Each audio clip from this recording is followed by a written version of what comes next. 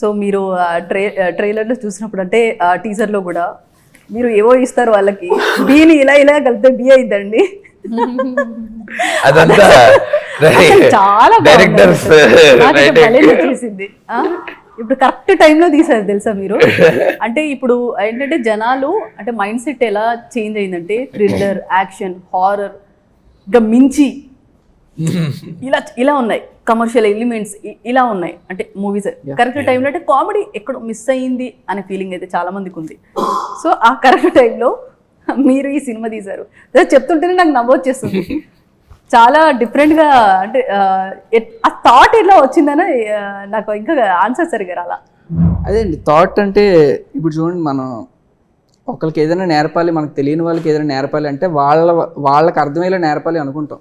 First మనం నేర్పేవాడికి ఏం రాదన్న feeling లో మనం ఉంటాం. ఎవరికైతే నేర్పుతాం డెఫినెట్ గా ఆడికి ఏం వచ్చి ఉండదులే అని లైట్ తీసుకుంటాం ఆల్వేస్. బట్ నిజంగా ఎవరికి ఏం వచ్చినది వాడికే తెలుస్తుంది, అవతల పర్సన్కి వాడు ఏం గోంతురు. సో ఈయన ఏంటంటే ఈ మాస్టర్ వాళ్ళకి ఏం రాదు కదా అని చెప్పి వాళ్ళకి అర్థమయ్యే రోజు చూసే పొలాలతో నేర్పిద్దాం అని చెప్పి పొలాలు తీసుకుని వెళ్ళాడు ABC. But they are very fluent in English. ఎందుకు అంత ఫ్లూయెంట్ అనేది మీరు సినిమా చూస్తే అర్థం. అంత ఫ్లూయెంట్ వాళ్ళ దగ్గర అన్యాయం కదండి హర్ష గారిని పంపించడం. అసలు కామెడీ మామూలుగా లేదండి. బయలుదేరేటప్పుడు వీళ్ళకి ఇచ్చి పడేస్తాను, అక్కడికి వెళ్ళాక సీన్ చిన్న చిన్న వాళ్ళు కూడా ఆడేసుకుంటారు కదా.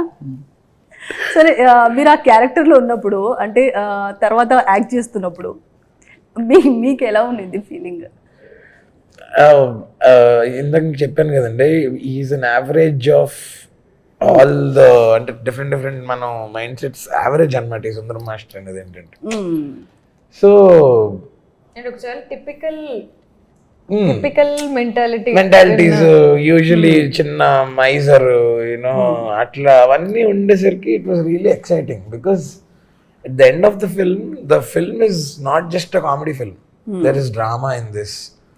యా సో మనం సినిమా చూసాక after we walk out of the theatre మనల్ని ఆలోచింపజేస్తుంది. You know it will make us think. Beautiful moments ఉన్నాయి సినిమాలో.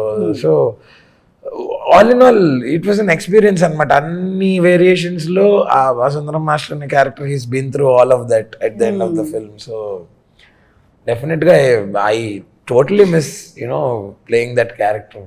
చూడాలి మరి పార్ట్ 2 ఏమన్నా. సో ఈసారి వీళ్ళందరూ సిటీకి వచ్చేస్తారు. అవునా? ఏమో మీరు మళ్ళీ అప్పుడు ఇంటర్వ్యూలో అడగాలి ఈ థాట్ ఎలా వచ్చిందంటే అప్పుడు చెప్తాం మేము ఈ సాక్షి టీవీ ఇంటర్వ్యూలో చేసాం అక్కడే పుట్టింది దీనికి. తప్పకుండా కాదండి. అంటే మీరు ఆల్రెడీ చిరంజీవి గారితో వర్క్ చేశారు, తర్వాత ట్రైలర్ లాంచ్ చేశారు. అంటే ఎలా ఉంది ఫీలింగ్? అసలు ఎలా ఉంటుందండి, చిన్నప్పటి నుంచి మనం ఐడియలైజ్ చేసుకున్న ఒక person, the epitome of you know entertainment. మాకు బియాండ్ వర్డ్స్ అండి అది. అంటే ఫస్ట్ సార్ ఒప్పుకోవడం, ఆయన ఒప్పుకొని ఆయన చేయడం, అది నిజంగా as a team, as from on behalf of the whole team of Sundaram master we are really grateful to sir. అంటే అంత పెద్ద స్టార్ మాలాంటి ఒక నార్మల్ స్మాల్ ఫిల్మ్ ని ఆయన వచ్చి ఎంకరేజ్ చేస్తే దానివల్ల వచ్చే ఎనర్జీ అది ఇంకో 10 మందికి తెలియకుండానే మనకి తెలియకుండానే అది పాస్ అయిపోద్దండి. So that is why they call them legends maybe. Yeah correct. So మీరు చెప్పండి, అంటే డిఫరెంట్గా అంటే ఇప్పుడు ఎక్కడైనా చాలా పల్లెటూరులోకి పోతే అప్పుడు ఉన్న వాళ్ళు కూడా ఆకాశాన్ని చూసి ఏదో టైమింగ్ చెప్పటం, ఏదో గాలి చల్లగా వస్తే వర్షం వస్తుంది అని చెప్పటం, ఇలాంటివి ఏమైనా నేర్చుకున్నారా? నిజం యాక్చువల్గా విన్నాను నేను, నిజమేనా? ఐ విష్ బికాస్ ఇట్లా చెప్తారు అని అయితే నాకు తెలుసు. మీకు ఐడియా ఉంది కదా అలా నిజంగా జరుగుతుంది. ఎగ్జాక్ట్లీ మీరు కరెక్ట్ పాయింట్ నే పట్టారు యాక్చువల్లీ. కదా it's very much possible. And నేనైతే విన్నాను, మా అమ్మమ్మ చెప్పింది ఇట్లాంటి similar stories. But I think it is possible to read weather అనేది ఎనీథింగ్ మనం దాని మీద ఫోకస్ పెడితే I think we'll understand it better. But I wish I was as cool as Maina. నాకు అట్లాంటి టాలెంట్స్ ఏం లేవు అన్ఫార్చునేట్లీ. అంటే దీనికి సంబంధించి ఏమైనా నేర్చుకున్నారా అని చెప్పి అడిగాను. సో స్పెషల్ మెన్షన్ ఉందండి నాకు. ఈ క్యారెక్టర్ రాసేటప్పుడు వైజాగ్లో ఉన్న వెదర్ రిపోర్ట్ సెంటర్లో ఉన్న పీపుల్ చాలా హెల్ప్ చేశారు. నేను ఒక 1 month వాళ్ళతో ట్రావెల్ చేశాను. సో ఎలాంటి ఎక్విప్మెంట్ ఇది పాసిబుల్ కాదా అని తెలుసుకోవడానికి నేను వాళ్ళతో ట్రావెల్ చేసినప్పుడు చాలా చాలా ఇన్పుట్స్ ఇచ్చారు. ఓకే. యాక్చువల్లీ వాళ్ళ వల్ల కొంచెం ఈజీ అయింది. అంటే కొన్ని ఇలాంటి రాసినప్పుడు కొంత ఇన్ఫర్మేషన్ తెలిస్తే కొంచెం కాన్ఫిడెంట్గా రాయగలుగుతాం మనం. ఏదో చాలా హోంవర్క్ చేశారండి.